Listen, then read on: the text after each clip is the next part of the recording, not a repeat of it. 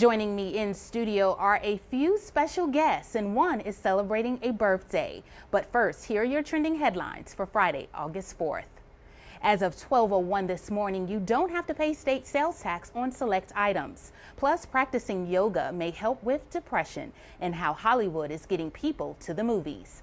From today until Sunday, you can take advantage of South Carolina's annual sales tax holiday weekend. Avoid the 6% state sales tax on school supplies, computers, and most clothing and book bags. The Department of Revenue says shoppers will save at least $2 million in sales tax in an average year. Feeling depressed or down? New research suggests one solution may be as close as your yoga mat. With this Medical Minute, here's ABC News correspondent Maggie Ruley. Yoga poses like downward dog are thought to be good for the body, good for the soul. But could they also improve your general outlook on life? It turns out they just might. So says new research coming out of the American Psychological Association meeting in Washington, D.C. It reveals that practicing yoga may regularly lower your risk of depression. Yogis taking part in these studies enjoy lower levels of stress, less anxiety, fewer feelings of sadness, even months after taking up the warrior and sun salutations. One small study looking at Bikram yoga finds that adult women reported more mindfulness and self-compassion after just 8 weeks of practice. Another study out of the Netherlands shows that those practicing yoga tend to feel more in the moment, avoid self-judgment, and worry less. Evidence that yoga may do more than just stretch your joints. So maybe what you should do the next time you feel low is to practice your downward dog. With this Medical Minute, I'm Maggie Ruley, ABC News. Thanks, Maggie. Rotten Tomatoes, you know, it's the site so many of us check in with to decide whether to see a movie. The scores can make or break a film. Now, some studios are finding new ways to get around a rotten rating and get moviegoers to the theater. ABC's Nick Watt explains.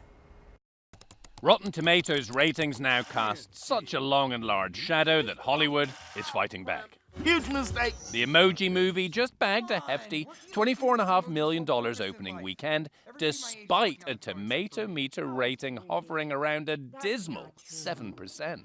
Wait, what? How?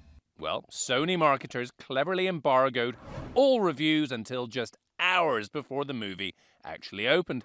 So that awful rating posted so late it couldn't destroy opening weekend. Monkey business. 7% means a pitiful 7% of critics liked it. Ouch. That should matter.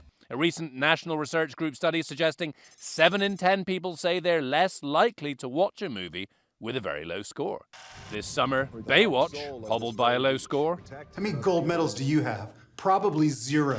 Wonder Woman helped by a high one. Stay here. I'll go ahead. Last year, Fandango, where a lot of us buy movie tickets, began featuring tomato meter scores. The influence of the tomato has since soared. Cue delayed reviews for the Emoji Movie. Take the tomato out of play. That was Nick Watt reporting from Los Angeles.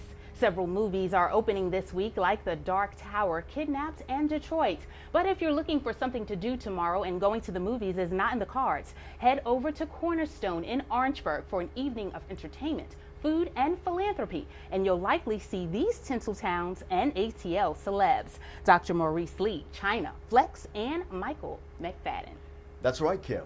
If you missed our interview on ABC Columbia News at noon, when China and I discussed the 12th annual M.A. Lee Scholarship Fund Gala, hosted by Jasmine Guy, watch the full interview online by visiting abccolumbia.com.